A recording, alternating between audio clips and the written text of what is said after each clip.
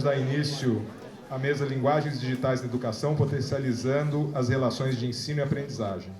É um tema que interessa a todos nós, que estamos vivenciando o dia a dia da sala de aula e todos os desafios, que não são só desafios tecnológicos, são desafios que se estendem à transformação das relações sociais, das relações hierárquicas, de coisas que eram cânones e que hoje não se sustentam mais. Por isso é uma discussão de natureza complexa e multidisciplinar.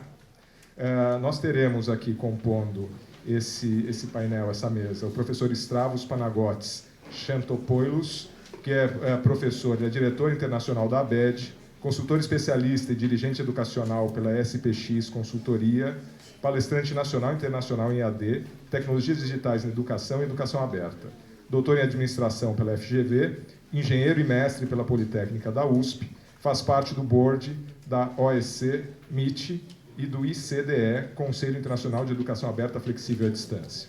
Teremos também a professora Paula Carolei, que possui graduação em Ciências Biológicas pela Universidade de São Paulo, mestrado em Educação pela Universidade Estadual de Campinas e doutorado em Educação pela Universidade de São Paulo. Trabalha com tecnologia educacional desde 1993 e foi, por 5 anos, coordenador dos cursos de Tecnologia na Aprendizagem e Docência no Ensino Superior do SENAC. E por 2 anos foi pesquisadora do LPAI, Laboratório de Pesquisas em Ambientes Interativos, no SENAC. Atualmente é professora adjunta na Unifesp, na área de Tecnologia Educacional da Universidade Aberta, e coordenadora da graduação em Tecnologia e Design Educacional, e faz parte do grupo de pesquisa CCM, Comunicação e Criação em Mídias, da PUC São Paulo. Tem experiência na área de educação, com ênfase em educação online, atuando principalmente nos seguintes temas: didática e práticas pedagógicas, novas tecnologias de educação, principalmente EAD online, gamificação e design instrucional, ensino de ciências e biologia, educação simbólica, tecnologias assistivas e inclusão e metodologia de pesquisa, especialmente design research. Nós faremos, cada um dos nossos convidados fará uma fala de até 40 minutos e depois nós abriremos para o debate para tentar fazer ele o mais fluido e o mais ágil possível, até para poder compartilhar das nossas experiências aqui com os convidados externos, porque esse é um dos grandes ganhos. É um grande prazer estar aqui novamente nesse seminário de preparação pedagógica. Tivemos uma rodada em janeiro, né? E quando a Aninha me convidou, aceitei, e eu não sabia que a Paulinha estaria na mesa comigo. E como ela está, eu vou deixar para a Paulinha provocar vocês ou falar mais dos aspectos do ferramental. E o meu objetivo com vocês hoje, diferentemente do que a gente listou em janeiro, é fazer uma provocação mais de cunho de visão de futuro estratégica em termos de o papel do professor nesse novo ambiente e como que esse novo ambiente vai se conceituar e se conformar. E realmente, quando a gente olha para fora e o que a gente está vendo acontecer, a garantia que eu tenho é que a universidade não vai cessar, eventualmente vai diminuir o tamanho físico, mas as atitudes que estão sendo tomadas com as inovações e o que a tecnologia proporciona, demonstra para nós que a gente está combinando tudo. É muito interessante isso. A gente tem escolas privadas, tanto nos Estados Unidos como na Europa, escolas públicas, fazendo intersecção de uso, não só das tecnologias, como também de material didático, criando redes de aprendizagem, etc, etc. Então, na realidade, eu acho que esse contexto é interessante para que a gente não se limite infelizmente, ainda o nosso ambiente, que é bem quadradinho, né? A gente pode fazer um monte, contanto que fique no quadrado, e a gente se vira nos 30 muito bem, né? E, certamente, a gente teve um avanço recente no que diz respeito à legislação, né? Vocês devem estar cientes do novo marco da EAD, que foi publicado. Se não tiverem, dão uma olhadinha. E, pelo menos há uma luz no fim do túnel, onde a gente está começando a quebrar aqueles paradigmas de no presencial só pode 20% de AD, né? por que não 43, né? Mas, ok? Que é um número mais bonito. 4 mais 3 é 7, é cabalístico, né?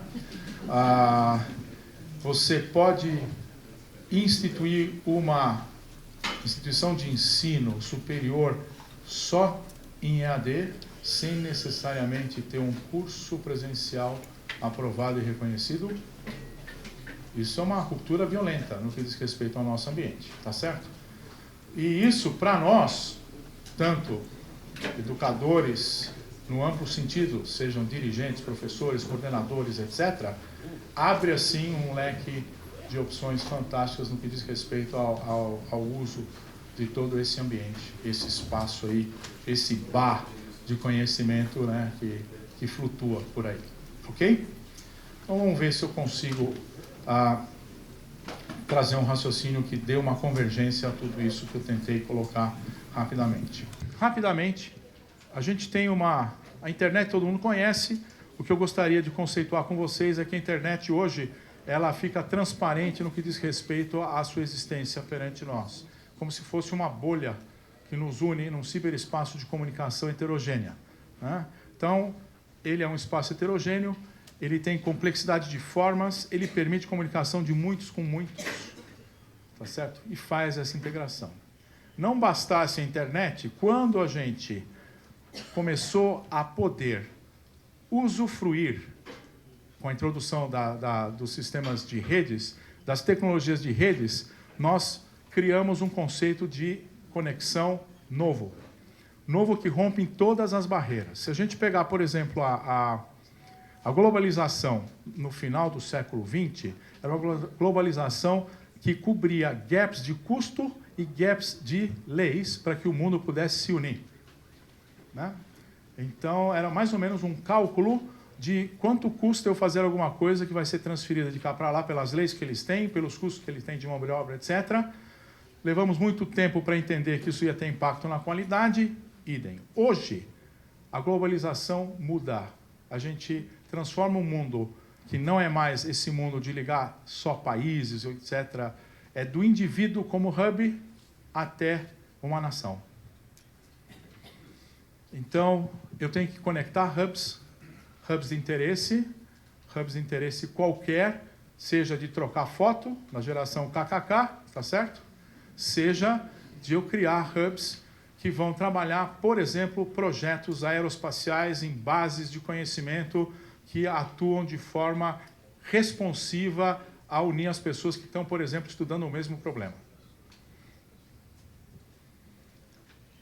E nós, sejamos dirigentes ou professores, temos que ter noção clara de que temos que ter atrativo para que alguém se una a nós e buscar elementos atraentes para que a gente crie uma rede em torno daquilo que nos interessa. Tá certo? Então, comece a se ver como um hubzinho. Tá certo? Ou um hubzão. Não precisa ser inho. Tá? Quando a gente vai para o mercado, uma pesquisa feita por um indiano que fala da última milha da empregabilidade, já leram esse artigo? Último quilômetro, milha, ele mostra que só 25% dos formandos ou que se formam têm as capacidades ou as habilidades, competências de comunicação ou as tais soft skills para atuar em empresas de grande porte. Ou seja, aquela ladainha, estamos entre professores aqui, né? Então podemos falar de lavar nossa roupa suja. Aquela ladainha de que, junto com a minha matéria, eu também vou desenvolver as outras habilidades, a gente sabe que a gente não consegue fazer. Alguém faz de verdade. Muito difícil. Então, aqui, esse tipo de competência que o pessoal quer, esses soft skills, são alavancadas sobremaneira quando eu introduzo elementos digitais e de integração no meu processo, seja para comunicação, para interação entre alunos, para disseminação, compartilhamento de informação e conhecimento e para atuação coletiva. Então, qualquer uma das dimensões que a gente tem de dentro de um contexto de comunicação, e no caso de aprendizagem, de troca, eu posso utilizar essas tecnologias para fazer com que isso se alavanque e, naturalmente, você começa a desenvolver esses elementos de comunicação ou essas habilidades de comunicação. Isso era, a gente até desconfiava isso uns 10 anos atrás, mas de 5 anos para cá, se você pegar países como Alemanha, Espanha, Canadá, esses são, assim, destaque, eles preferem quem tem educação associada a algum meio digital ou à distância. E o motivo está justamente pelo fato de que esse tipo de aluno, que deve ser o perfil de qualquer ser humano do futuro, ele é mais disciplinado, ele busca o estudo de várias fontes, mais flexível, trabalha melhor em equipe, você é obrigado a ler e escrever mais, então isso é importante porque faz com que você aprenda a se comunicar, pelo menos em escrita e leitura, tá certo? E, no contexto final, aprende a utilizar essas ferramentas, não só no seu dia a dia, como isso vem de origem a projetos educacionais ou pedagógicos que fazem com que ele se torne mais craque no uso das ferramentas que ele vai usar, seja no seu dia a dia profissional, seja na sua vida.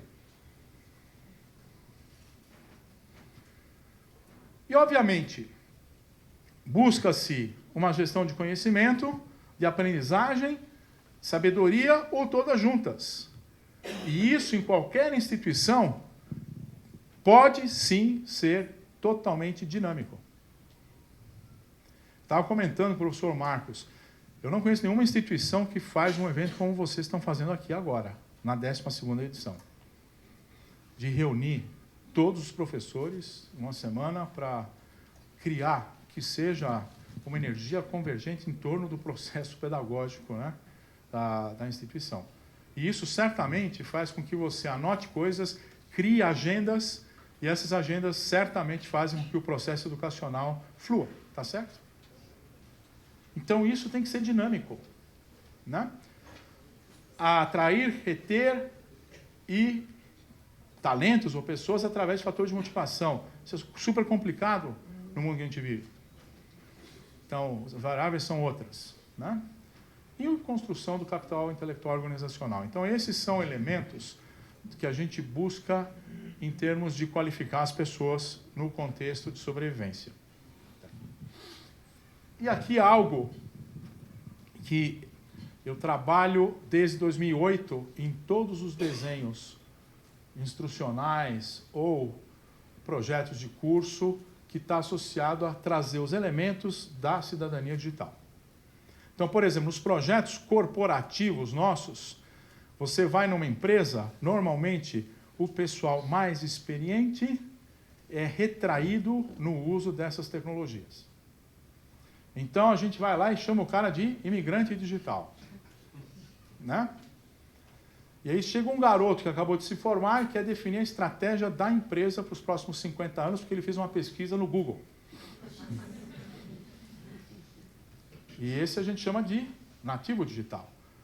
Agora, isso não significa que ele, porque ele mexe no iPhone desde que nasceu, que ele sabe o que ele está fazendo. Está claro isso? Então, esses elementos aqui, por exemplo, numa área corporativa, eu posso juntar a sabedoria do experiente, a capacidade de uso das ferramentas do jovem e criar simbioses de uma nova cidadania. Está claro isso? E nós temos obrigação de usar toda a tecnologia digital nos nossos cursos com esse intuito. E não é uma cidadania que o cara vai saber usar a internet. É o comportamento cívico dele nesse ambiente. Está claro isso? Como indivíduo, como profissional, como professor, como pai de família, etc. E isso está muito longe de acontecer. O ano passado saiu um relatório da Comissão Europeia que a gente provocou bastante. Eu fui convidado para discutir as profissões do futuro na área de TI num seminário fechado da Comunidade Europeia, e eles simplesmente olharam para frente com o paradigma do passado. Eu falei, pô, não tem nada de uma nova cidadania aí? Falou, mas cidadão é do país. Eu falei, não, cidadão, você tem um novo mundo. você falando com o cara de Hong Kong, Nigéria, Austrália, tal, como é que se comporta esse processo? E aí fizeram. O Godzilla tem um processo desse para buscar uma cidadania no uso da internet. Mas isso é limitante no sentido de que nós temos como educadores no processo pedagógico e nós até na formação dos nossos filhos e dos cidadãos de qualquer nação hoje. Bom, e agora vem uma parte interessante que a gente vai fazer parte no futuro, e vocês vão ver que, ao invés da gente ter redução de carga e perder o emprego, nós vamos ter que trabalhar muito mais e ter muito mais oportunidades também no que diz respeito à nossa área. Não? A educação, ela pode ser premium ou de acesso. Verdade ou mentira isso? Verdade. Agora, mais ou menos há 11 anos atrás, através de uma revisão bibliográfica sobre tecnologia no uso da educação, os americanos chegaram à conclusão que acesso seria EAD, premium seria presencial. Não é isso. Você pode ter premium e ou acesso no presencial e ou à distância. Está claro isso? Essa barreira já caiu. Tenham certeza disso. Não? Pode ser paga grátis ou freemium. O que é freemium? Você experimenta, se gosta, foi de graça. Se quiser continuar, tem alguns produtos que a gente pode cobrar. Está claro isso? E isso eu estou falando, obviamente, mais no nível, talvez, universitário. Porque educação é um bem público e um bem de direito de qualquer nação. A gente não trata isso dessa forma ipsis literis no nosso país. Local ou global ou integrada, e vocês vão ver o exemplo da escola americana que eu falei para vocês em relação a isso. Informal versus formal, tá certo? Em muitos ambientes no futuro, talvez a graduação não vai ser um detalhe, ninguém vai querer saber se você tem graduação ou não. Queria saber se você é capaz de fazer. Se você aprendeu sozinho ou não, não importa. Tá? Individualizada ou massificada, certificada ou reconhecida. O reconhecido hoje em dia já é interessante. Vocês conhecem o sistema de badges, né? Que são aqueles certificados eletrônicos que a gente ganha, né? Como se fossem, até para presença em conferências ou palestras, tal. Eu já ganhei badges como palestrante. Né? Então, esses elementos eu vou ter que cruzar num contexto de estratégia minha. Eu vou querer ter premium ou acesso ou ambos, e como que eu vou segmentar isso? Eu vou ter cursos gratuitos, mesmo o meu negócio sendo pago? Eu vou ter estrategicamente elementos que eu vou trabalhar de forma mista? Okay? Hoje, o maior número de doutorados na área de tecnologia educacional em AD estuda modelos de negócio no futuro em relação a esses elementos todos aqui. Tá certo? Então percebam que a gente está num ambiente totalmente inexplorável nesse sentido. E aí tem algumas outras complicações, como hoje eu tenho nosso aluno que fez Enem ou vestibular, não é isso? Né? Nosso conteúdo, e ai de alguém falar que não é meu, né? E nosso professor. Okay?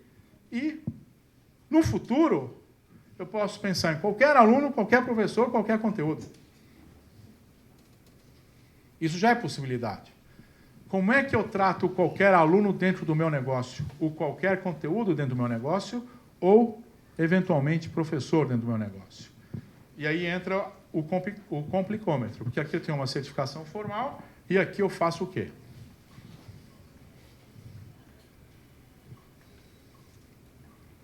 Então, percebam que esse também é um ambiente, foge um pouquinho do escopo do pedagógico, mas tem a ver totalmente com toda a estruturação do seu conteúdo educacional.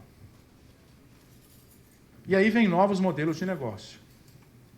Eu tenho recursos educacionais abertos, que muitos de nós, a gente tem alguns programas aqui no Brasil latentes, que pouca gente utiliza, muitas iniciativas do MEC, inclusive. Né? Quem aqui usa recursos educacionais abertos nas suas aulas? 2, 3, 4. E os que quem usa e faz, por exemplo, remistura, atualiza e devolve. Quem já fez isso alguma vez? Percebe? Né? Então, hoje, só para vocês terem uma ideia, se eu pegar recurso educacional aberto, para quem não sabe o que é o termo, podem ser conteúdos fechados, que estão livres e disponíveis para acesso, podem ser conteúdos que você pode incrementar, alterar, jogar de volta, tá certo? Ok? E isso vai numa forma dinâmica sequenciando. Você pode pegar, por exemplo, e reconstruir a sua apostila semestral, seu conteúdo semestral, usando as contribuições dos seus alunos, e a cada semestre você fecha uma nova versão de conteúdo, tá certo? E disponibiliza para todo mundo. Tem N formas de fazer isso. Só para vocês terem uma ideia, hoje a Universidade de Maryland, faz uns 3 ou 4 meses, lançou a primeira graduação com todo o conteúdo em REA.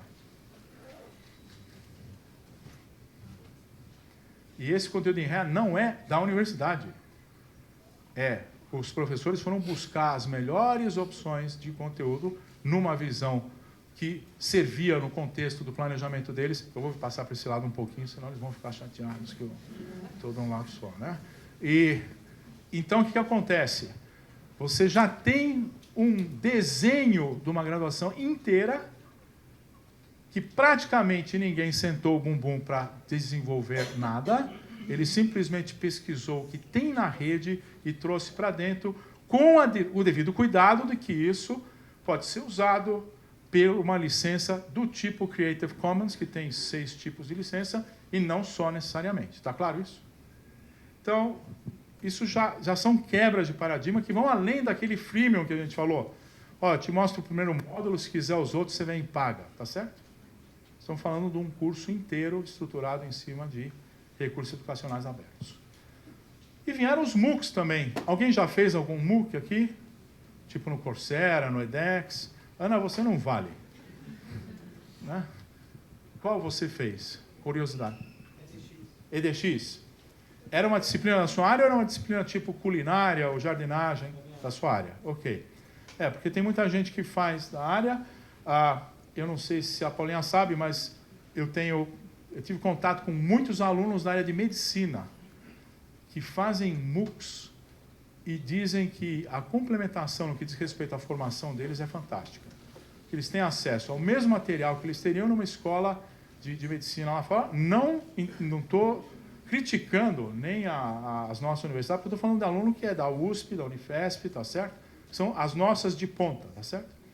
Então percebam, isso teve um impacto tão grande que a turma da educação aberta, que é um pessoal meio hippie, né? Porque é acesso a todos, tal, gratuito, perdeu o bonde. Porque esse tipo de iniciativa se tornou visível para o mundo depois que o Coursera surgiu e colocou isso como um processo empresarial. Tá certo? Tem governos, a gente está tendo dificuldade em nível de governo, que diz que, ufa, chegaram os MOOCs, nós vamos substituir a educação do país com os MOOCs. Então, isso, obviamente, a hora que o camarada está lá fazendo as contas do orçamento, é excelente. Mas a gente sabe que isso não é educação, tá certo? São cursos que podem vir a ser um processo educacional. Então, isso tem grande impacto. Aqui eu coloquei algumas dos ambientes. E hoje, por exemplo, se você entrar em canais do YouTube, tem canais que são fantásticos, né? E percebam, só estão usando um meio de transmissão. Que o processo da maioria desses canais, principalmente aqueles voltados para Enem e tal, etc., é o professor de cursinho por trás de uma câmera, tá certo? Ok? E tem N coisas aqui. Né? Então, esses são. Eu acho que a Udacity tem uma representação formal aqui no Brasil, com CEO e tudo. Né? As outras não, que eu saiba não. O edX é Harvard e MIT, tá certo? Que tem conjunção Essa foi a primeira iniciativa no mundo de abrir conteúdo, que em 1999 era conhecido como OCW, né? Quando o reitor do MIT, o presidente do MIT falou, vamos abrir nosso conteúdo para o mundo. Aquela perguntinha entre nós. Professor, quanto tempo eu tenho? O senhor ainda tem mais 15 minutos. Tá. Reitor do Mackenzie que não nos ouça. Mas se ele chegar amanhã e falar, a partir de amanhã, todo o nosso conteúdo programático, plano de aulas, material, filmes, casos, estará aberto publicamente para o mundo. Qual a primeira sensação que a gente tem? Bom, quem tem material organizado, tal, etc., vai falar, que bom, vou ficar conhecido. Quem vai dar aquela aula que só ele e Deus sabe o que está sendo dito para os alunos? Então percebam como abrir material é um ato não só de coragem, como um processo de garantir gestão de qualidade ou de controle de qualidade violentíssimo. Está claro isso? E eu sou super a favor disso, né? Mas nunca consegui emplacar, nem na instituição que eu dava aula, porque isso assusta, né? Assim que a gente propôs isso, os diretores de escola falaram, não, isso vai levar uns 20 anos para fazer. MIT abriu em 2 anos 1.063 cursos, tudo. Não tinha EAD, era material. Claro, tinha filminho, eventualmente, vídeo e tal, tá certo? E 10, 15 anos depois que o presidente que fez isso foi entrevistado, ele falou que aumentaram as matrículas e os alunos dizem que a vantagem disso é que o meu material estará disponível para o resto da vida para eu consultar e atualizar. Esse talvez é um dos pontos mais fortes pela visão do aluno. Está claro isso? Ok? E aqui, quando eu falo reconhecimento de conhecimento informalmente adquirido, o papel das instituições e novas estruturas, isso ainda é de grande discussão. Como que a gente avalia? Né? Quando o processo é de contratação numa empresa, isso é fácil. O cara sabe ou não sabe. Né? Eu implantei um processo de cursos gratuitos, eu recebia quase 2 a 4 mil e-mails por dia para o pessoal pedindo certificação. Como é que eu vou certificar algo que o cara vê? Eu não tenho nenhum controle do que ele fez, com quem ele fez, tá certo? Como é que eu dou um certificado? Aí nós criamos uma declaração de participação para quem completasse o curso. Harvard chama isso hoje de Honor Certificate. Ok? É um nome mais pomposo. Né? E eu fui questionado numa palestra apresentando esse projeto na Unesco, um monte de gente, como que você faz isso? Dá certificado? E se outra pessoa fez junto? Como é que fica? Eu falei, olha, se alguém põe isso no currículo dele e fez com outra pessoa, se os dois aprenderam, foi excelente. Se ele não fez e o outro fez por ele, vai aparecer que ele não entende bulhufas daquilo que ele colocou no currículo dele. Então, isso não é problema meu. Então, vocês percebem que eu tenho filosofias N de certificação. E a certificação formal e a avaliação formal, óbvio que ela tem sentido se eu pensar em coisas do tipo, eu tenho que ter um diploma para poder prestar um concurso público. Mas tirando esses aspectos, e eventualmente aspectos profissionais, tipo onde o risco de perda de vida, tal, etc., eu tenho um mundo para explorar. Tá certo? Se eu vir hoje a qualquer universidade falar, olha, eu sei matemática financeira. Eu falar, quando você fez? Não fiz, eu estudei sozinho. Por que eu não posso dar uma prova para o cara e se ele passar, eu dou os créditos para ele? Porque ele estudou sozinho? Vocês percebem isso? Quantos alunos a gente perde por ter sistemas? Porque mesmo que você tenha feito em outra instituição, o coordenador vai ter que analisar, né? E obviamente que o mate-fim dele é melhor que do outro. Tá certo?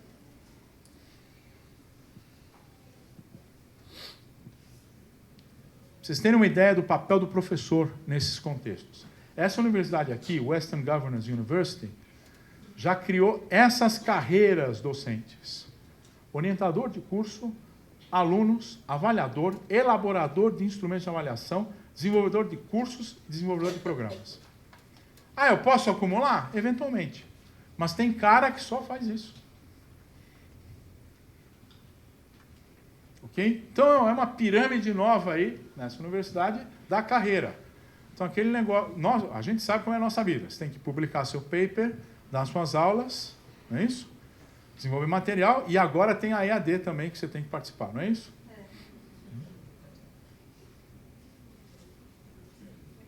Não tem aqui, ó.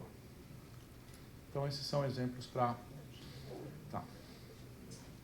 Queria destacar um pouco a nuvem.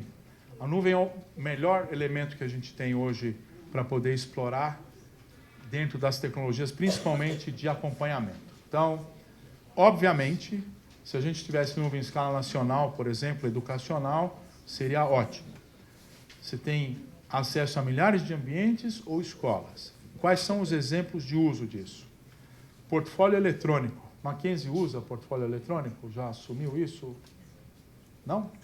Todo mundo já ouviu falar esse termo? Quem não ouviu? E-portfólio. Isso aqui é como se fosse o látis do aluno. Tudo que ele faz, ele carrega.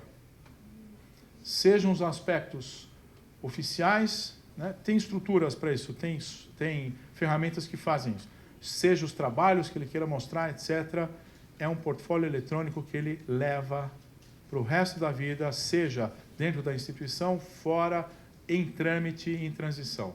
Isso virou padrão no hemisfério norte e nas universidades de grande porte. Coordenar programas e recursos pela rede toda. Isso é viabilizado pelo cloud, é sustentável, né?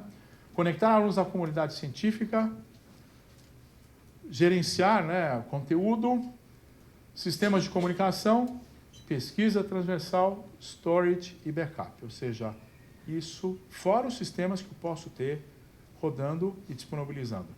Questões? Vamos ter N questões, principalmente aquelas que dizem respeito à privacidade, etc. Então, isso tem condições de contorno, dependendo do uso que a gente vai fazer, né? Por que eu estou pondo isso? É bom vocês darem uma olhadinha nessas ferramentas todas, que uma hora dessa elas vão surgir. Não tem volta isso. E para vocês terem uma ideia, budgets no ensino superior e médio estavam em torno de 15% até o ano passado em cloud computing nos Estados Unidos, na área educacional. E devem migrar para 25% nos próximos 5 anos. Ok?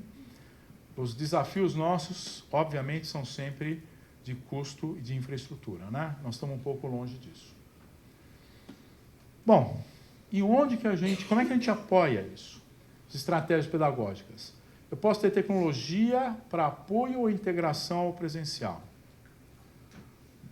Tenham certeza, presencial não some. Pode até mudar a forma de interação, né? Mas ele não some. A forma presencial, uma pessoa interagindo com um grupo ou uma pessoa interagindo com um indivíduo, é a melhor forma de enriquecimento do conhecimento. Tá certo? Então, a troca tácita de qualquer coisa se enriquece nesse ambiente. Dá para ser apoiado por tecnologia. Agora, a gente tem o blended e o hybrid. O blended é aquela história de 20% pode ser EAD. O híbrido, talvez é o que a gente vai fazer daqui para frente. Eu tenho do presencial puro ao e-learning puro, e eu vou escolher como que eu vou dosar a carga de tecnologia, de presencialidade, etc., de acordo com o público-alvo, o objetivo pedagógico ou de resultado de aprendizagem. Eu preciso de muito laboratório, muita coisa prática e, obviamente, vou desenhar essas tecnologias para que tenha sustentabilidade no negócio e escalabilidade. Ok? E-learning, já falei. Aprendizagem adaptativa. Aqui é interessante. Tem muita ferramenta hoje em dia que pode ajudar, talvez não um aluno que é top e nem um aluno que está lá embaixo, que esse não precisa, esse precisa de muito, muito cuidado. Mas aquele aluno no meio, que às vezes se perde numa coisa e precisa de formas alternativas para se encontrar, isso pode ser de grande valia. Qual o papel do professor aqui? Filtrar quais conteúdos e para onde eu vou direcionar esse indivíduo. Realidade virtual aumentada, simuladores e robôs. O que fazemos hoje no Brasil? A gente, por enquanto, tem ensino em modalidades presencial e à distância. Né? O pessoal leva 5 anos para discutir essas coisas aí. Né? Bom, vamos a esse negócio aqui que é o interessante. Olhem para isso daqui, e isso é como é uma aula com uma turma de administração numa escola chamada Minerva, já devem ter ouvido falar, né? Nos Estados Unidos, na Califórnia, e hoje eles já estão mundo afora. Só um detalhe, os alunos aqui estão em diferentes localidades. Ninguém está na mesma cidade ou no mesmo país. Então, os alunos estão se preparando para a aula. The real life classroom experience. So we start casually, the students clustered around the center, and as class starts. Vocês viram, né? Casualmente os alunos vão para a aula, né? Tá todo mundo online. Aí aparece o professor. Eu vou parando para que eu acho que vale a pena explorar. We wanted to make sure that there's Os alunos estão aqui em cima. a natural flow between student and machine, and so there's live gesture control. Discussões interativas, perguntas, o pessoal faz pesquisa ou survey, né? Polling,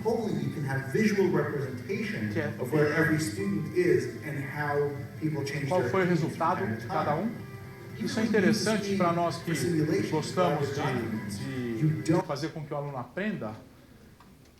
Não existe processo melhor, na minha visão, prático, da gente construir, desconstruir, reconstruir o conhecimento.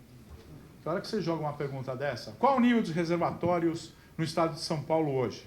E você dá 4 opções para o pessoal lá escolher uma das alternativas, né? Na sua cabeça é 20%, na do outro é 80%. A hora que o camarada percebe que é 20 ou 80, um confirma tudo, o outro começa a questionar o que ele achava que estava certo. Está claro isso? Então, esse tipo de dinâmica é muito rápida para isso, né? E também aqui, além desse tipo de recurso, ele pode fazer simulações. Sejam essas simulações de jogos, negócios, etc. E agora, Paulinha, que travou, hein? Não, tá. Hi, the professor. And even when you do put 2 students on the hot seat, os dois estão debatendo, aqui você está vendo a atividade dos outros. Isso tudo fica por trás para você gerenciar depois. Você pode gerar anotações ou documentos colaborativos a partir de qualquer dispositivo.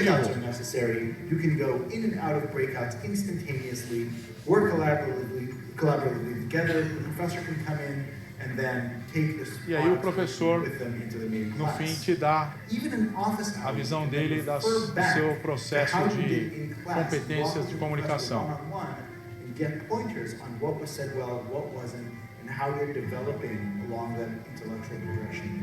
Ok?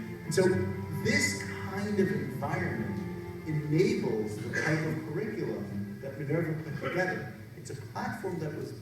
Essa plataforma foi desenhada depois que 4 ex-diretores da escola introduziram as habilidades de comunicação, soft skills, como instrumento efetivo de aprendizagem. Os alunos têm as disciplinas no primeiro semestre e a nota final vai até o último dia de aula. Okay?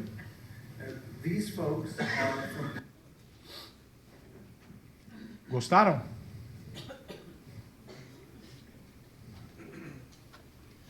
Então, isso não é tão difícil de fazer. Talvez custe um pouco, mas não é difícil.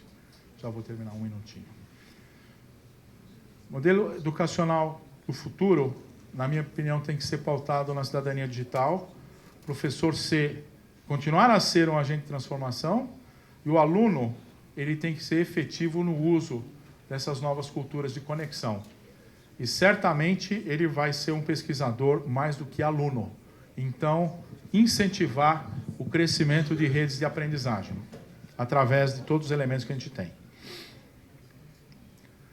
vocês terem uma ideia, o Unesco fala que a solução não pode ser mais única, né?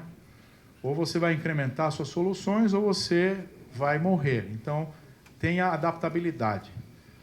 Nós vamos ter 400 milhões de potenciais alunos de terceiro grau, fora o pessoal que vai precisar de capacitação técnica em 2030. Vocês ouviram o número? São 2 Brasis de gente querendo fazer universidade. Se começar a implantar uma universidade por semana, hoje, em todos os lugares, não vai ter universidade para esse povo todo. Ok? E só termino com uma frase de um dos meus ídolos aí, que a arma mais potente que a gente tem para mudar o mundo é a educação. Muito obrigado. Eu sou atualmente professora da Unifesp e coordeno um curso que começou esse semestre, a primeira graduação online da Unifesp, que é de design educacional. Então, é um tremendo desafio que a gente está enfrentando, começamos esse semestre. Então, muita coisa do que eu vou trazer aqui para vocês está muito contaminado com essa experiência, né, com toda a minha vivência, minha trajetória, mas contaminado com essa experiência, né, desse grande desafio que é um curso por projeto, é um curso que rompe com alguns paradigmas da educação, numa universidade extremamente tradicional e, ao mesmo tempo, que busca uma inovação tremenda. Então, a minha experiência vai estar contaminada. Além disso, como aqui, e eu acho que isso vale a pena trazer aqui para vocês, a gente está pensando nas tecnologias, nas comunicações, tal. Eu acho que esse ponto de vista do design, né, da intencionalidade do design, de todo o movimento que o design faz, é bastante importante para a gente administrar essa adaptabilidade que o professor Stravos falou e essa questão de construir, de autoria, né, e desse movimento, porque o design tem muito movimento. Né? Como é que a gente consegue dar esse movimento para a educação? Bom, a ideia do DEEP esse aqui é um grande guarda-chuva que eu estou trabalhando lá na Unifesp, que envolve tanto pesquisas como atividades de extensão e envolve os alunos do curso, que eu sempre trabalhei com pensar novas estratégias pedagógicas. Eu tive uma pesquisa grande no Senac também de estratégias imersivas, como é que você construi estratégias pedagógicas que as pessoas se colocavam dentro da situação, transformar a situação numa prática, né? Seja ela virtualizada ou não. Minhas grandes pesquisas ultimamente são sobre gamificação, eu trabalho muito com games, então meu nome é mais conhecido pela questão dos games, mas eu acho que por trás de tudo isso não está a mídia, a linguagem, está o design. Como é que eu construo isso intencionalmente? Como é que eu construo isso de uma forma de intervenção, que aí faz a grande diferença. Então, é isso que eu queria trazer um pouquinho para vocês. E essa brincadeira com o DEEP, né? Porque eu quero dar profundidade, eu não quero fazer algo só para chamar a atenção do aluno. Né? Não quero só chamar a atenção do aluno. Eu quero que realmente as coisas sejam transformadoras. Né? Então, eu quero usar essas novas tecnologias, né? Mas mais do que usar, incorporar, transformar. Né? Então, isso é muito importante. Então, esse é o desafio. Como é que a gente dá mais profundidade ao aprendizado? Bom, ele falou um pouquinho né, ele leu um enorme currículo aí, cheio de temas e tudo mais. Mas eu comecei minha carreira com ensino de ciências e eu continuo até hoje no ensino de ciências. Agora, acabei retornando, eu sou cadastrada no mestrado de ensino de ciências, principalmente porque eles precisavam de alguém que trabalhasse com jogos. Então, falaram, por favor, credencie. Então, eu estou lá também no ensino de ciências. Meu mestrado foi com produção de multimídia, e na época, né, há muito tempo atrás. Mas, quando eu comecei a questão da produção de várias mídias, diversas mídias, o que me interessava era o processo de criação. É como a pessoa se expressava nessas novas mídias. Né? Então, esse sempre foi o meu desafio.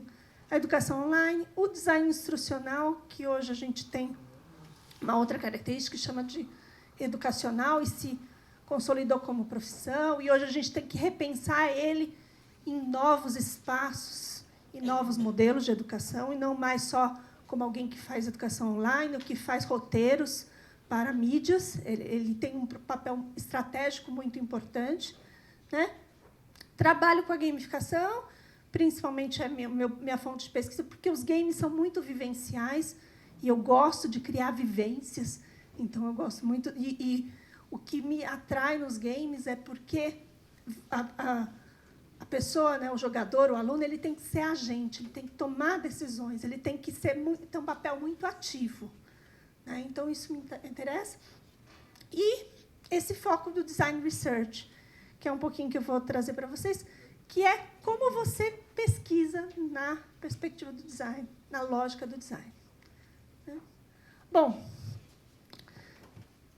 então, é o DIP, né? Mas eu vou começar com a questão da estratégia. Estratégia pedagógica, para mim, é algo que é muito caro. É algo que eu prezo muito. Porque o que acontece? A gente, como professor, muitas vezes se foca no recurso. Tá no jogo, no livro, no vídeo. Então, vamos pegar os melhores recursos, a REA, ou as ferramentas. O que eu vou utilizar né, qual o software que vai usar? O que está na moda agora? Não sei o quê. Então, se foca muito nisso, né? Mas não se foca como a gente vai fazer. A questão estratégica. Isso é muito mais importante. Então, muita gente chega para mim e fala assim, Paula, me fala um jogo para eu ensinar tal coisa. Aí eu falo assim, bom, mas o jogo fechado é um recurso. O que você vai fazer com o jogo? Me explica. Mas como é que você vai colocar ele? Qual é a dinâmica da sala de aula? O que o aluno vai fazer? O que você vai fazer? Tudo isso é um conjunto de ações estratégicas. Então, enquanto ainda... E muitas vezes o professor não percebe que ele tem que pensar nessas relações. E essas relações são complexas. Não é uma sequência didática que eu faço um planejamento linear. Principalmente se eu estou trabalhando por projetos, isso tem idas e vindas. Tem imprevisibilidade, né? Então, isso é muito importante perceber, né? Como é que eu vou perceber os recursos, escolher os recursos que eu vou usar, tá? Perceber os atores. Muitas vezes fala, só eu e o aluno? Não. Por exemplo, às vezes o jogo também é um ator. A gente chama se a gente usar a perspectiva do Latour, os atores não humanos, o jogo é um ator. Por quê? Porque quando ele foi construído, ele tem uma programação, ele tem uma intencionalidade. Todo recurso ele foi construído com uma lógica intrínseca. Então, ele também pode ser um ator, né? Então, tem uma mistura aí de recurso, de atividade. Atividade é o que as pessoas fazem, né? Então, o que o aluno faz, o que o professor faz. Então, é um conjunto de coisas. Hoje em dia, é até engraçado, né? Eu fui, agora, com esse marco da EAD, muitas também vieram me entrevistar várias vezes. O pessoal queria saber a minha opinião, né? E aí, eles falaram assim, não, mas me fala, como é que é uma aula online? Como é que você dá aula? Né? Aí, pode gravar uma aula? Só mostra uma aula. E eu acho muito engraçado, hoje em dia, quando se fala em aula, né? Porque a gente faz processos, a gente faz atividades, a gente faz mobilizações, a gente faz... Eu tenho uma estratégia para chegar, para né, desenvolver determinadas competências. E eu acho, Stravos, que para mim, é muito difícil separar as soft skills. Acho que, porque competência, quando a gente separa, é um problema. Né? Porque, assim, toda vez que eu ensino alguma coisa, né, toda vez que a pessoa faz, toda vez que eu faço alguma coisa, eu faço porque tem um conceito por trás, tem uma lógica procedimental e eu tenho valores por trás disso. Então, ela está ali, está tudo misturado. Tudo bem, eu posso prestar atenção mais numa coisa ou noutra, mas não separo. Essa é a grande questão. A competência, eu faço alguma coisa, mas eu tenho uma lógica, um conceito por trás daquilo. Então, é importante que a gente perceba isso. A coisa mais difícil quando eu faço estratégias de gamificação, eu peço para os professores descreverem as competências que eles querem trabalhar e, para transformar ou no game ou no processo gamificado, a agência, ou seja, o que o aluno vai fazer, tem que ser coerente com aquilo que ele quer desenvolver. A coisa mais difícil é descrever competência, nessa multidimensionalidade. Porque ele tem que fazer tal coisa, mas ele só faz tal coisa? Não. Quando ele faz isso porque ele acredita em determinada coisa. Então, essa é uma lógica que vem da ideia do Zabala, que você não separa a parte procedimental, da conceitual e da valorativa. Não tem como, né? A gente faz parte de um mesmo processo. Bom, então, as estratégias, elas são articulações de uma série de coisas, de recursos, de pessoas, de ações, né? Então, ela tem uma intencionalidade. Eu achei legal o cartaz de vocês de falar. Isso é muito importante. A ação educativa, ela é intencional, né? Então, mesmo quando ela é informal, no caso dos... É que os MOOCs eu falo que é não formal, ela tem uma intencionalidade também. A gente sempre tem intencionalidade ali e a gente precisa ter consciência dela, né? Muitas vezes a gente não tem consciência de tudo que a gente ensina, ou de tudo que está por trás daquilo que a gente ensina. Então, tem uma articulação, um planejamento, né? A educação é sempre uma ação de intervenção. Você olha uma situação e fala... Bom, isso aqui não está legal. Olha, falta isso no aluno. Então, eu preciso desenvolver cidadãos digital. Como é que eu faço isso? Como é que eu foco nisso? Né? Então, você fala, puxa, isso não está legal na sociedade, eu vou intervir. Sempre é uma ação de intervenção, né? E aí... Só que eu preciso saber se o processo está andando ou não. Então, eu tenho que ter um tipo de acompanhamento, de conscientização do processo, né? E uma coisa que eu gosto muito, isso vem do design, principalmente, é a interatividade. Que, muitas vezes, eu sinto muita dificuldade dos educadores em entender. Porque, em geral, a gente planeja, idealiza, faz aquele projeção ideal, aí encontra um aluno real, as condições reais, dá tudo errado, né? Aí é uma frustração danada. Você fala, puxa, planejei tanto, mas esse aluno não entendeu, não sei o quê, não valorizou. Não sei o quê. Gente, é isso. Refaça. Percebeu que aquilo não está dando certo? Muda a estratégia no meio do caminho, refaça. Faz o primeiro teste, não deu certo. Gente, é isso que a gente tem que adaptar, a gente tem que melhorar, a gente tem que ver. A gente nunca vai ter as nossas condições ideais. Então, vamos largar o idealismo e vamos trabalhar no mundo real. O que eu posso fazer com esse aluno, com essas condições, nessa situação? E deu errado? Que bom, vou aprender com o erro. A gente sofre tanto porque deu errado, porque a gente tem uma projeção idealizada.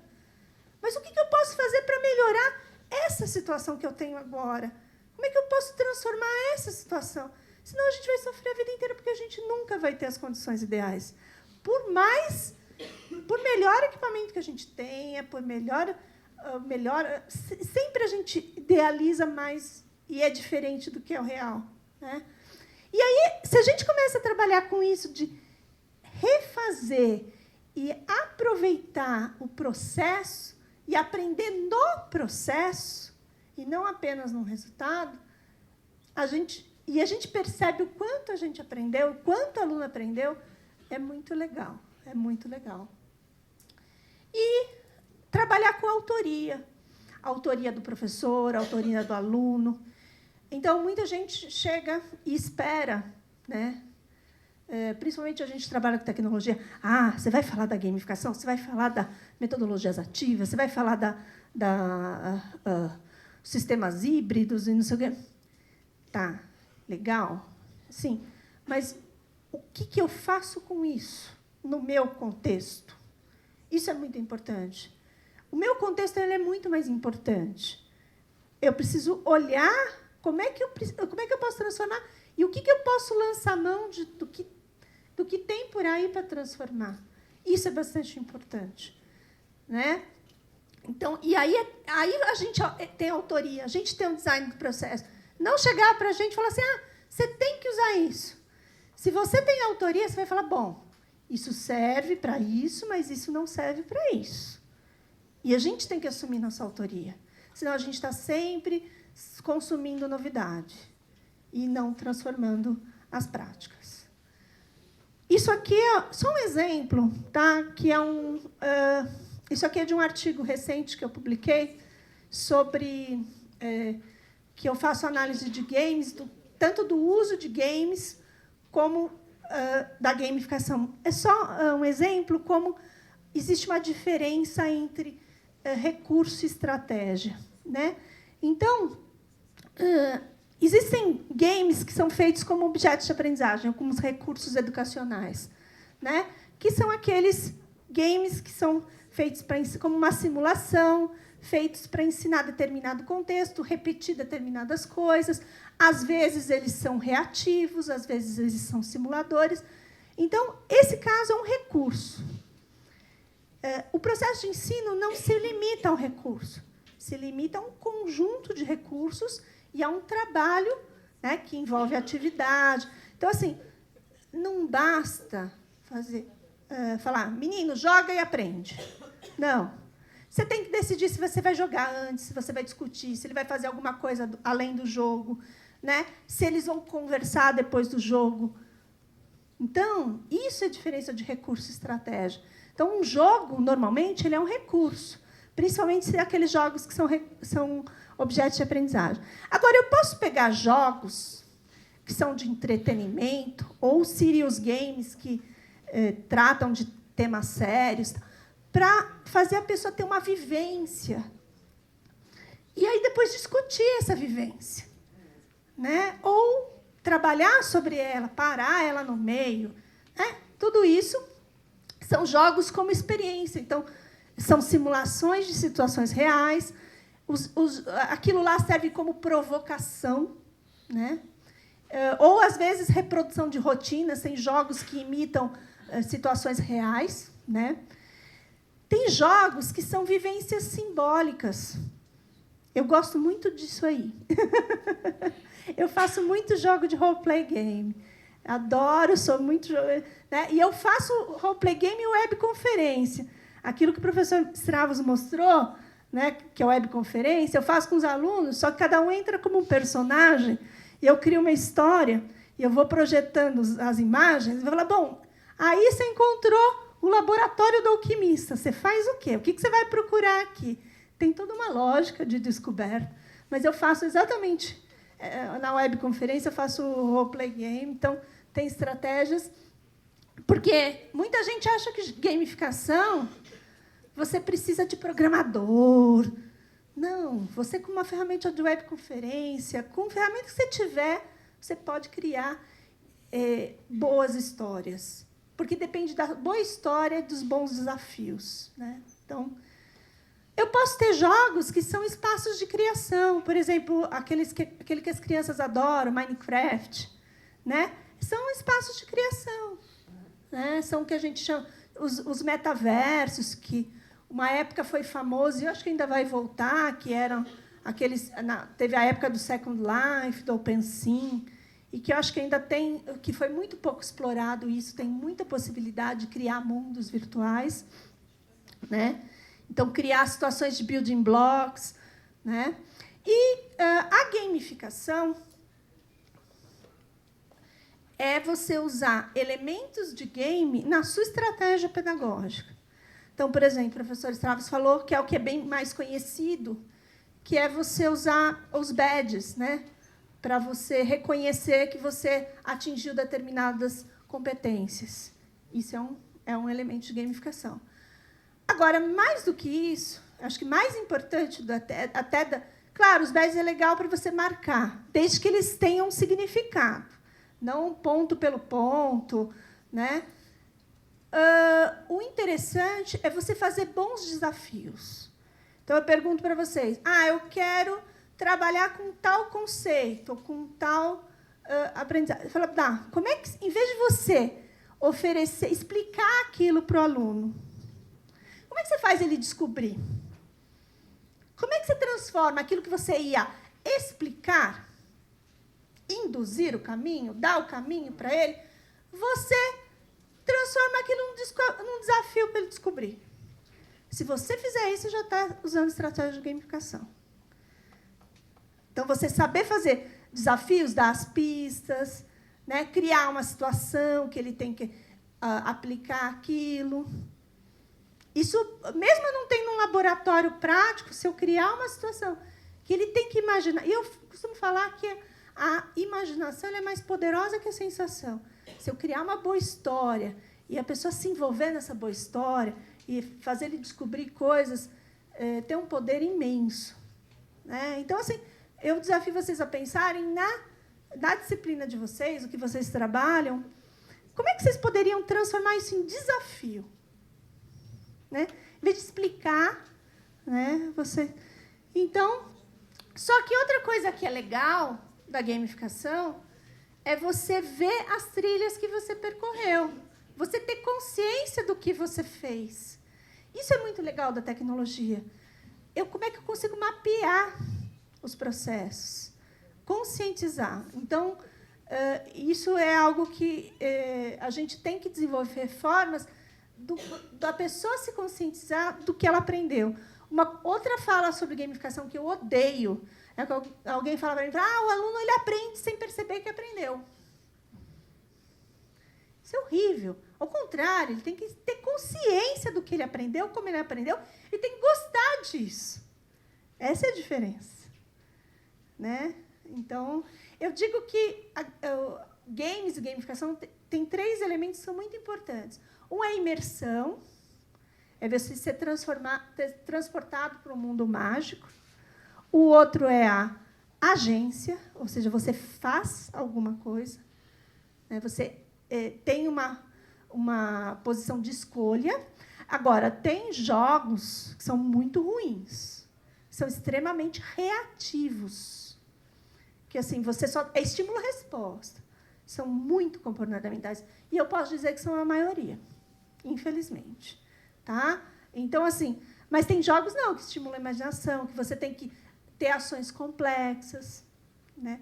Infelizmente, os reativos, a maioria são educacionais. Infelizmente. Por quê? E muitas vezes os educacionais também pecam por serem explicativos demais e não dedutivos, de fazer a pessoa descobrir. Né? Isso é o que a gente encontra. Né? Essa pesquisa saiu no EMPEC, agora não sei, ainda não está publicada, mas foi sobre jogos, a incorporação de jogos no ensino de ciências. Tem uma pesquisa grande dos tipos de jogos, dos tipos de competência para ensino de ciências. Bom, mas a questão é do design. Voltando ao design, e por que design? Né? O primeiro curso de design instrucional que eu ajudei a criar foi em 2004, para uma grande empresa. A gente fez uma grande empresa de treinamento que contratou a gente. E, na época, esse profissional do design instrucional estava entrando no mercado, estava começando, né, a ser valorizado por causa do ensino online. E a gente montou esse curso de 1 ano para essa empresa. Depois, a gente fez a primeira especialização em design instrucional, que foi para a Federal de Juiz de Fora. Depois, fizemos mais uma para o SENAC. Né? Tudo isso com a minha orientadora, na época, que é a Vani Kensky.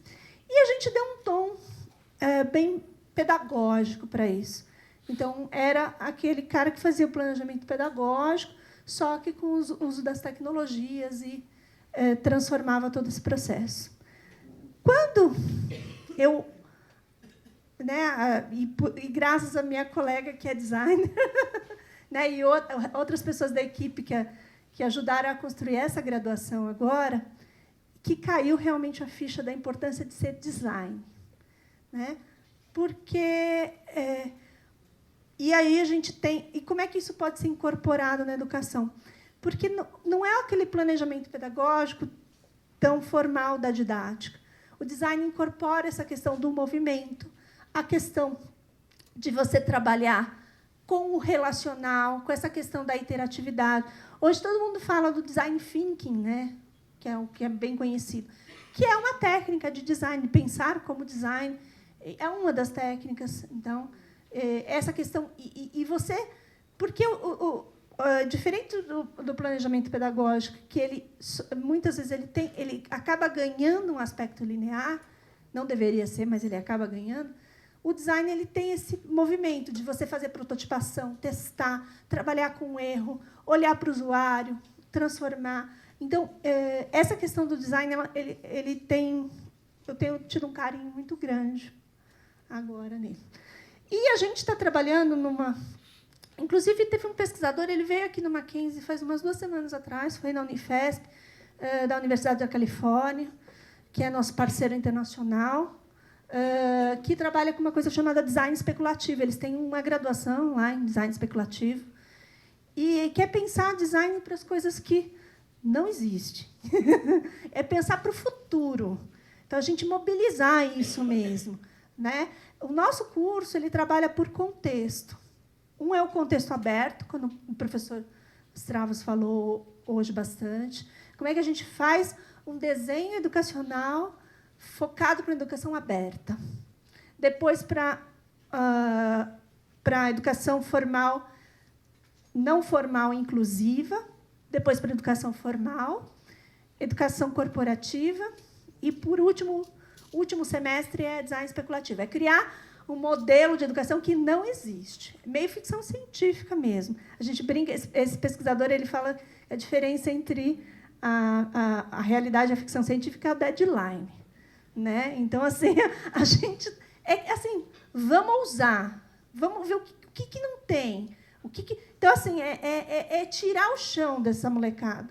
É difícil, vou contar para vocês que não é fácil, porque a gente ainda, principalmente, eu não digo só para os professores, não, os alunos também sofrem. Principalmente porque quem acabou procurando o curso são alunos que já têm alguma bagagem profissional e que não têm a formação. Então, eles ainda já vêm com algum tipo de... Os meninos mais jovens eles jogam mais. Né? Os mais velhos já vêm com uma ideia já pré-formada do design. Então, esse design especulativo é bem... Então, assim, tem esse livro do Donny Verby, o Speculative Everything. E eu acho que tem algo que é muito interessante que eu também estou estudando nesses processos. Por exemplo, eu estudei um design de uma plataforma que, normalmente, uma plataforma educacional ela é criada por requisitos técnicos, se faz toda uma lógica de formatação de frameworks. Tal. Essa foi uma plataforma criada a partir de um chão de uma escola considerada inovadora, não sei se vocês conhecem, chama Morim Lima, que segue alguns preceitos da Escola da Ponte, e fez uma plataforma...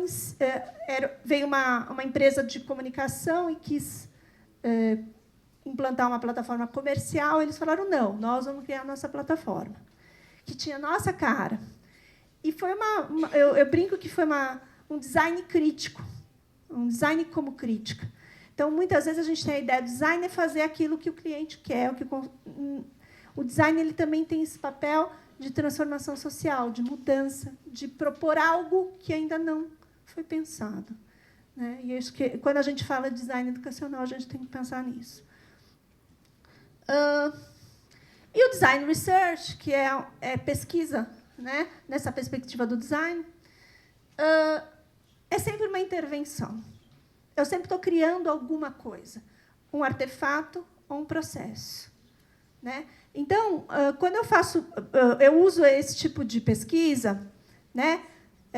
E eu gosto muito de usar na área de educação. Por quê? Porque a educação, normalmente, você faz uma intervenção. É diferente de um estudo de caso. Um estudo de caso, eu vou lá e estudo o que está acontecendo ali.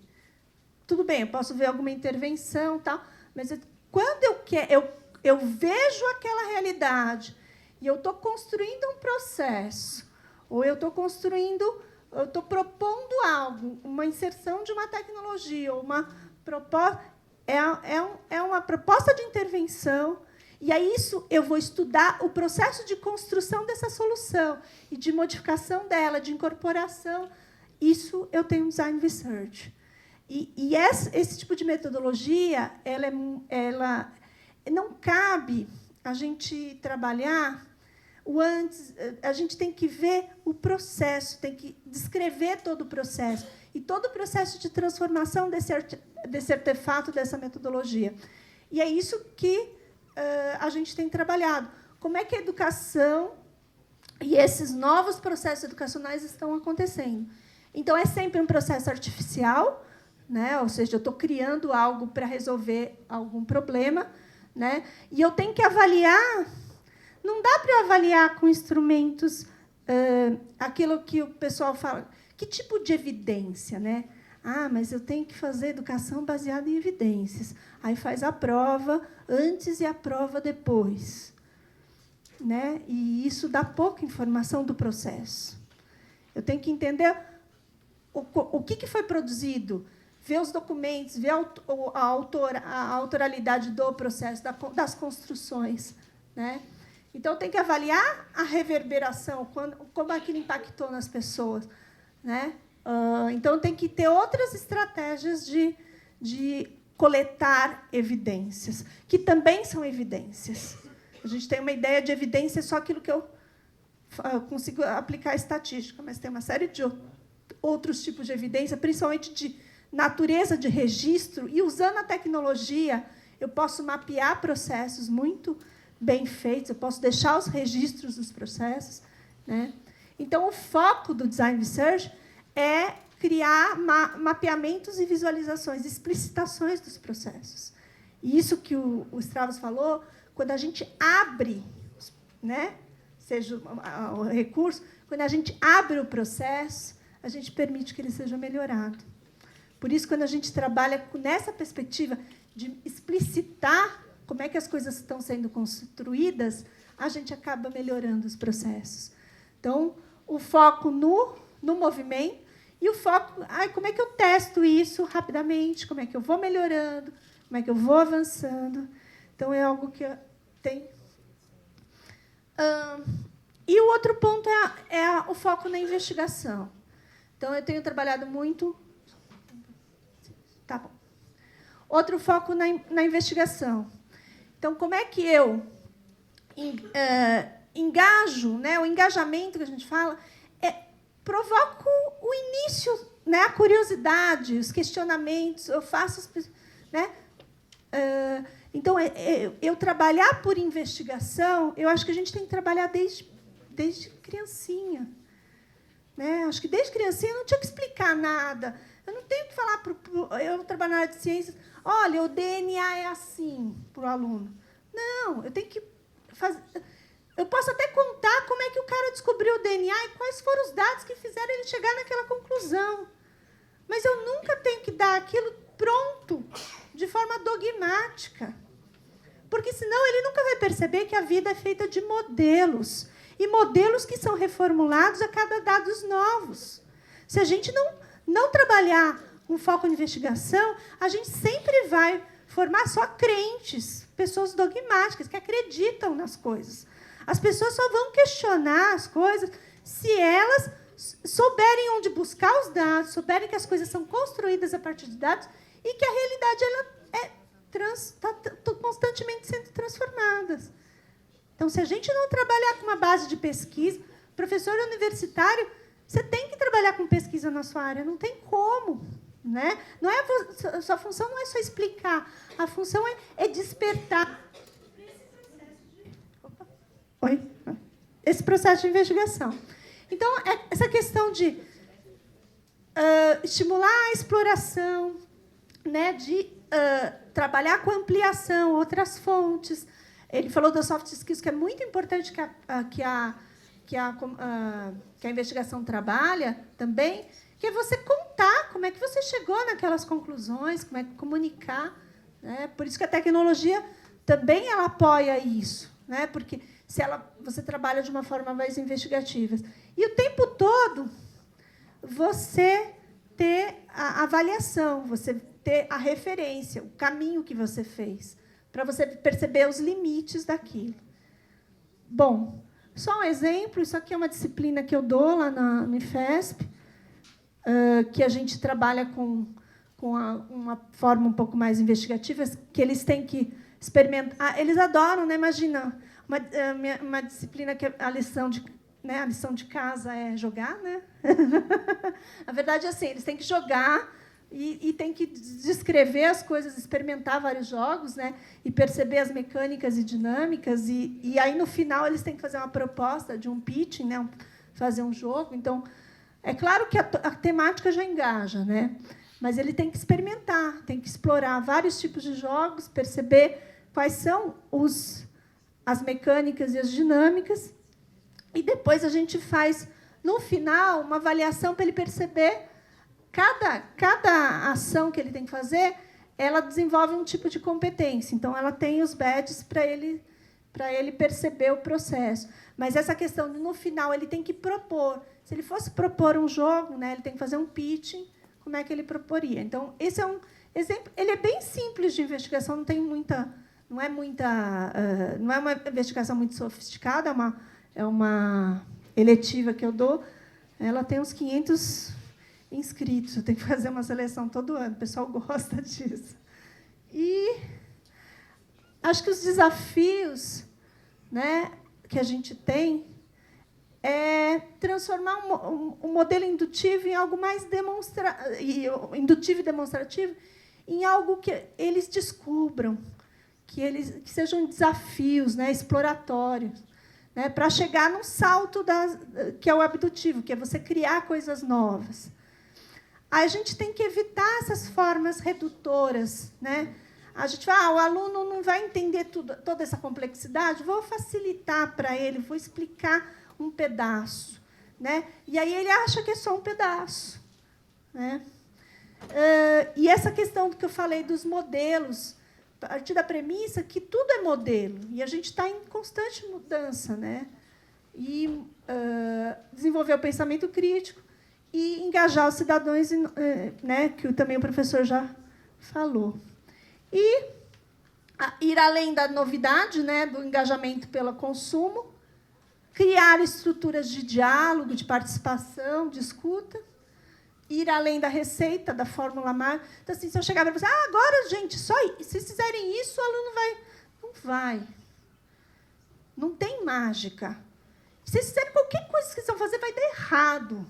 Mas aí é legal, aproveita o erro. Sempre vai dar. Eu não acredito quando eu chego e falo, olha, todos os alunos gostaram, deu tudo certo.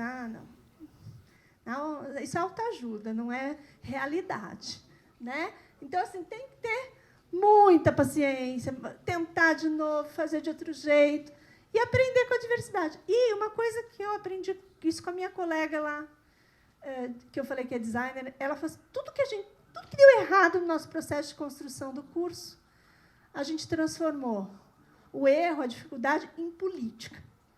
Então, assim, como é que a gente pode fazer desse limão a limonada? Assim, como é que a gente faz trazer isso para uma política? Né? É uma briga que a gente teve com o aluno, como é que a gente transforma nisso, de incluir aquela questão? A gente tem que ter esse olhar, sabe? Se a gente só trabalhar na defensiva, a gente não amplia o nosso olhar de vida. Bom, agora, acho que isso aqui é só algumas imagens da apresentação do nosso curso. Isso aqui é a nossa equipe, então não é um curso se faz de um. Então, essa aqui é a equipe multidisciplinar, professores. A gente tem todo um trabalho lá do curso, a gente tem vários professores de áreas completamente diferentes que a gente está trabalhando. E você vê, é uma rede, a gente tem que entender que é uma complexidade, a estratégia não dá para ser linear, é uma rede de relações. E esse aqui é nossas camadas, assim. Se a gente fosse representar como elas se conectam, seria isso aqui, tá? Por isso, linearizar o processo. A gente acaba linearizando para explicar, que a gente faz as camadas, né? Então, o design educacional tem uma camada de gestão, uma camada de linguagens, uma camada de pesquisa, o projeto integrador, a avaliação, as teorias, mas elas acontecem todas juntas, né? Dá um trabalho, gente, enorme, tanto do professor como aluno. Eu vou falar que esse semestre apanhei bastante do professor e do aluno, mas é a vida, né? E é isso, e a gente vai aprendendo, e agora, esse semestre, já tem outras reconfigurações por causa de tudo que a gente apanhou. Acho que é isso. Então, somos todos designers de um futuro, vamos fazer melhor, criar uma educação melhor, com maior profundidade de conceitos e experiências, maior imersão e mais autoria e melhores transformações sociais. Acho que a gente tem esse papel. É isso. Obrigada.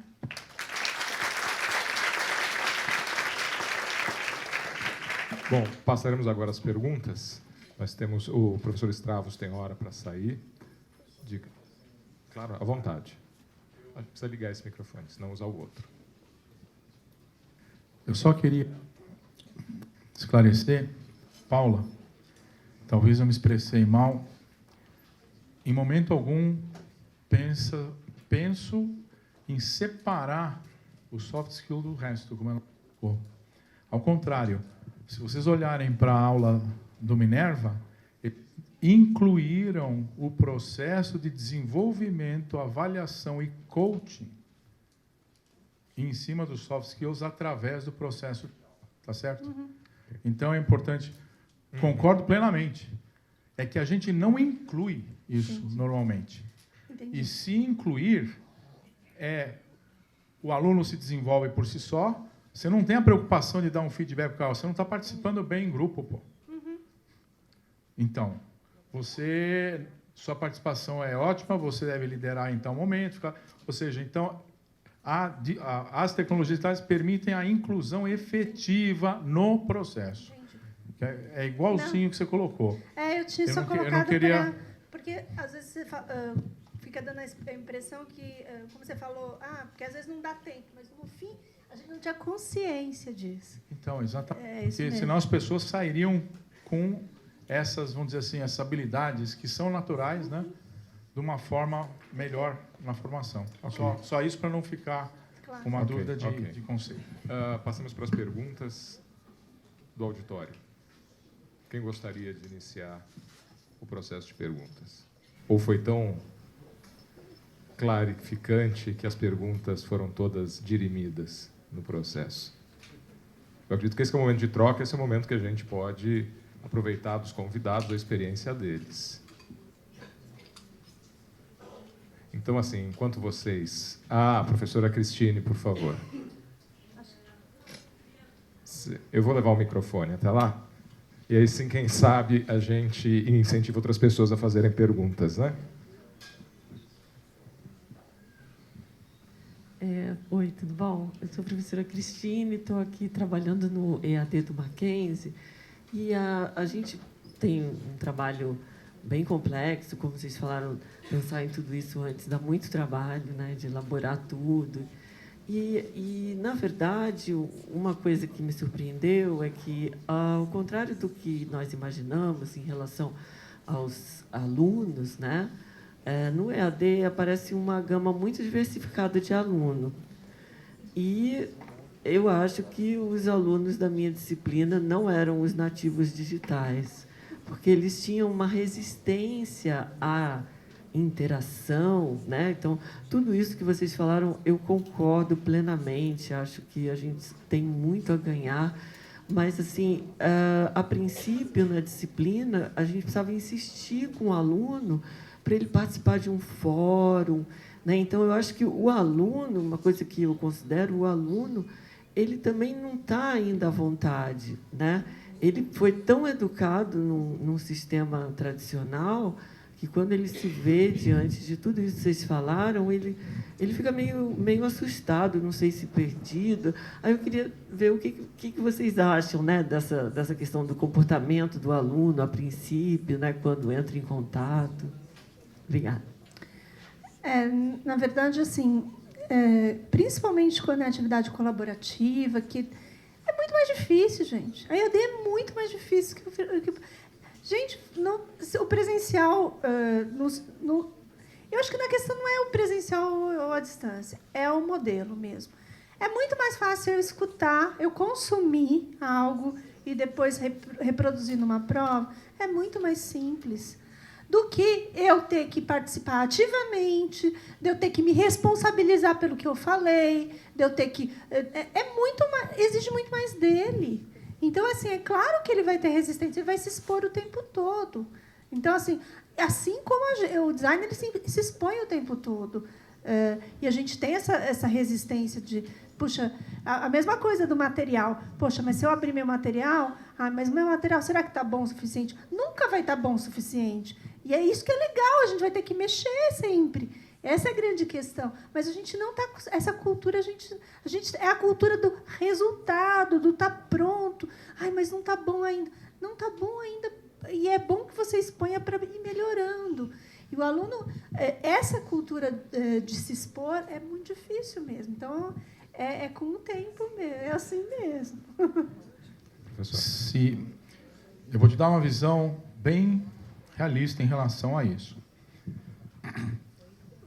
Existe um problema de ritmo, existe um problema de ensinar o aluno a ser um aluno à distância.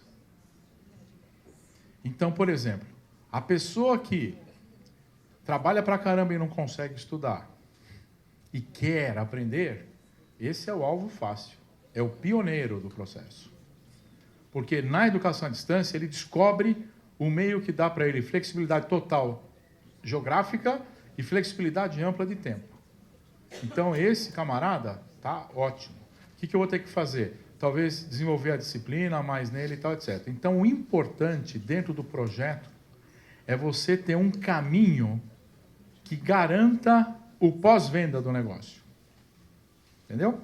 E isso, o papel, principalmente do tutor, seja ele o professor ou o tutor da disciplina que não é o autor, é fundamental junto com a área de suporte. Então, você precisa insistir para o camarada vir à aula. Tá certo? E quando ele falta, ele perceber que tem alguém preocupado com ele. Então, esse é um elemento fundamental para você trazer para essa cultura. E depois você tem os problemas, quando você trata, por exemplo, de educação corporativa, eu tenho um curso à distância no Banco do Brasil, vai do Rio Grande do Sul ao Amapá. Aí você tem a cultura de informação como impacto. Então, por exemplo, você estabelece, nós estamos falando de gerentes de agência. Por mais que seja, que haja um desvio padrão na característica de competência de cada um, como é que pode, numa determinada região, você ter 90% de gente que não passa numa disciplina? Não faz sentido, tá certo? Então, aí o que você tem que fazer? É justamente onde entra o ritmo, e aí você tem que flexibilizar. Então, isso ainda é um problema quando a gente trata de tempos fixos em graduação, por exemplo, ou em cursos universitários, seja de graduação ou pós.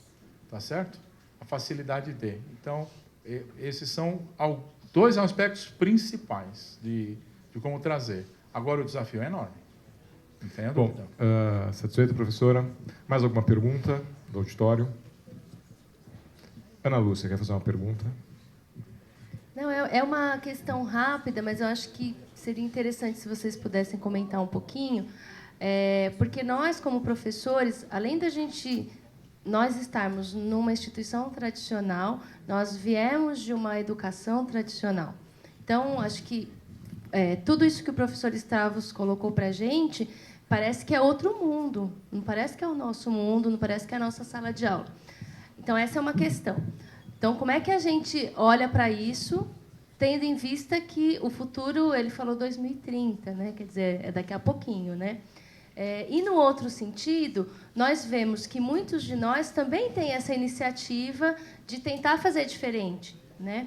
Mas, aí uma fala que a Paula trouxe, né? Muitas vezes eu tento, experimento, não deu certo, eu desisto, né? Então, se vocês pudessem falar um pouquinho disso para a gente, acho que são essas duas questões que, né, a gente tem como desafio. Professora. Bom, eu acho que a gente vive em mundos muito diferentes mesmo, e a gente tem que estar sempre... A gente tem que estar com o pé na realidade, a gente não pode falar, eu quero aquilo e eu não tenho aqui, né? Porque aí a gente se frustra. A gente tem que trabalhar tanto com os recursos que a gente tem, inclusive humanos. E a gente tem que ter muita escuta do aluno, do professor. Uma coisa que eu sinto muito, assim, em relação aos professores, o nosso grupo, a gente fez o projeto todo junto. Não fui eu que criei o projeto e impus lá. Não, a gente tem reunião toda semana para fazer o projeto. Na hora que construiu o projeto, foi muito bacana. Mas é a hora que vai colocar em prática. Mas cadê minha disciplina?